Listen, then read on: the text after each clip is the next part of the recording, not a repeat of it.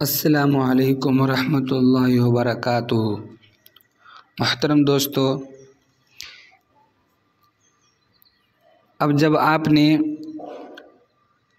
हुरूफ़ तहज्जी यानी अलिफ बा ता सा वग़ैरह आपने अलिफ से लेकर या तक अब जब पूरा याद कर लिए हैं, ये अलिफ से लेकर या तक ये तरतीब के साथ हुरूफ थे। अब जो है बेतरतीब हुरूफ आपको मालूम हुआ कि नहीं हुआ, आपको अच्छी तरीके से अलिफ बा याद है कि नहीं है। ये बेतरतीब हुरूफ है।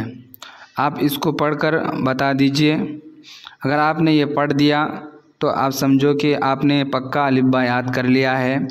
अब आपको आगे के सबक देना है। अगला सबक ये है कि मुरक्कबात में मिले हुए हुरूफ की शक्लें। जिस तरीके से इंग्लिश के अंदर एक कैपिटल लेटर होता है, एक स्मॉल लेटर होता है, एक जो है अलग अलग लिखने के तरीके होते हैं, एक मिलाकर लिखने के तरीके होते हैं। तो उन सब वर्ड्स को याद रखना पड़ता है कि मिलाकर कैसे लिखा जाए, मिलाकर जो है लिखने का तरीका क्या होता है। तो इसी तरीके से अरबी के अंदर भी एक होता है हुरूफ़ तहज्जी होता है, एक होते हैं मुरक्कबात।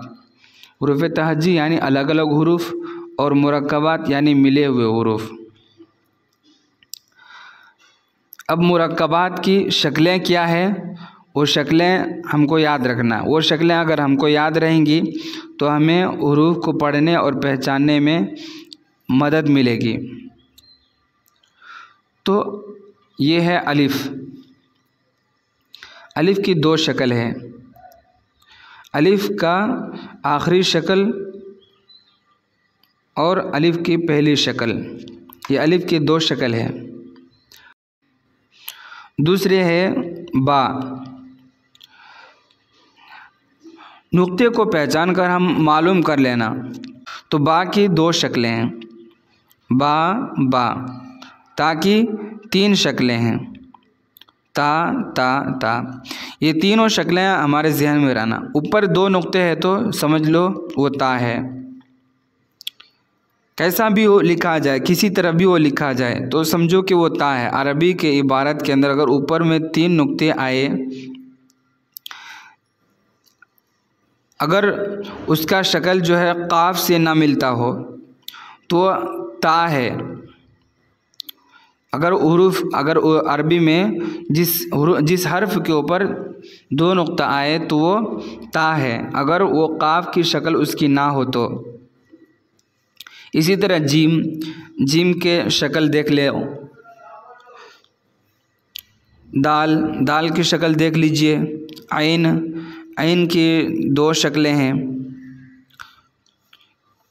ऐन दो तरह से लिखा जाता है, एक इस तरीके से जो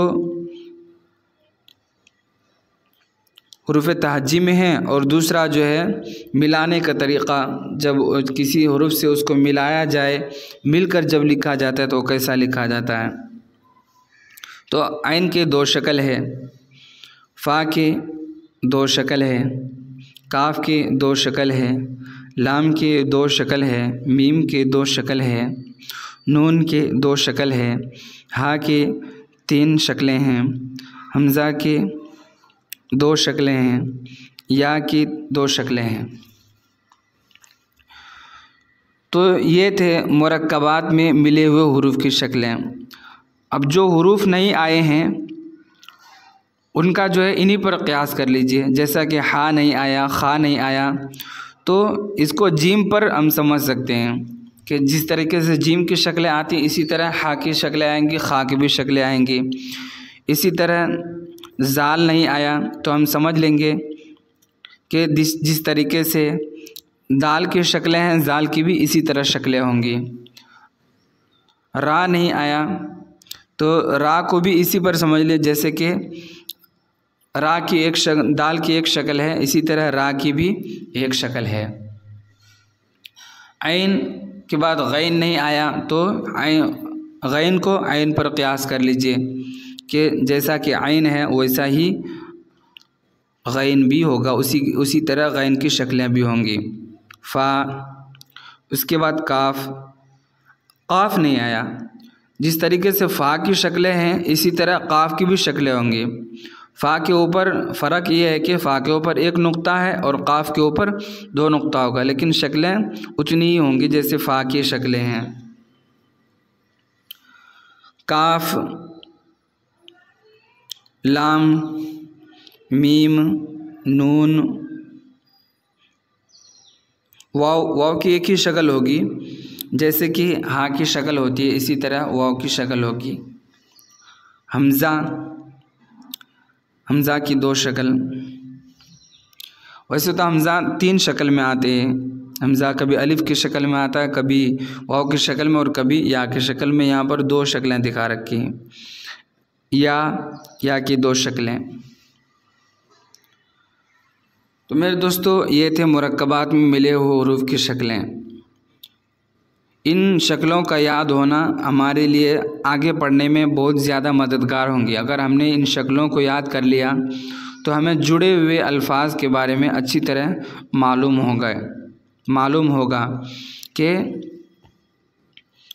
ये कौन सा लफ्ज़ है, ये क्या जुड़ा हुआ है। बहुत सारे लोग लाम और अलिफ़ जब मिले हुए होते हैं तो उसको जो है गलती से एक ही पढ़ते हैं। लाम को भी अलिफ़ को भी लाम बोल देते हैं और लाम को भी कभी अलिफ़ बोल देते हैं, तो इसका ख़याल रखना चाहिए।